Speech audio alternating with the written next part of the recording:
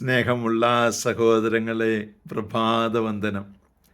ഇന്നത്തെ സുവിശേഷം വായിച്ചോ? ഒരു മുന്തിരിച്ചെടി നട്ടതും അതിന് ചുറ്റും സംരക്ഷണം കൊടുത്തുവെന്നും അത് നോക്കാനായിട്ട് ആൾക്കാരെ ഏൽപ്പിച്ചു എന്നുമാണ് ഇന്നത്തെ സുവിശേഷത്തിലൂടെ നമ്മൾ മനസ്സിലാക്കുന്നത്. ഈ മുന്തിരിച്ചെടി നാം ഓരോരുത്തരുമാണെങ്കിൽ നമുക്ക് ചുറ്റും പ്രൊട്ടക്ഷൻ തന്നിട്ടുണ്ട്.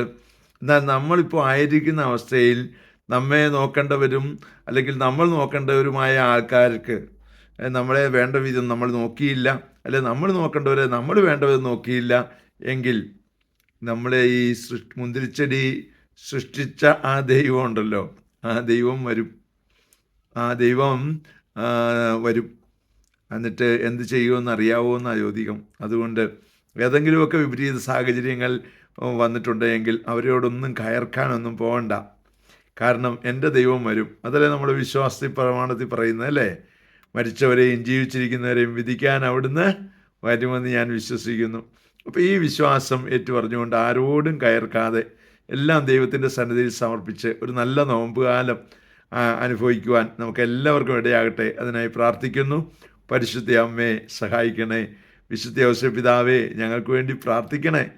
പരിശുദ്ധാത്മാവേ എഴുന്നള്ളി വരണേ. പരിശുദ്ധ പരമ ദിവ്യകാരുണ്യത്തിന് എന്നേരവും ആരാധനയും സ്തുതിയും പുകഴ്ചയും ഉണ്ടായിരിക്കട്ടെ. ആമേൻ.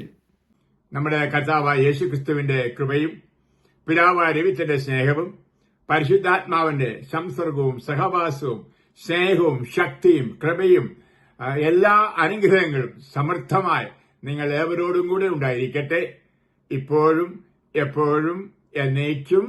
ആമേൻ.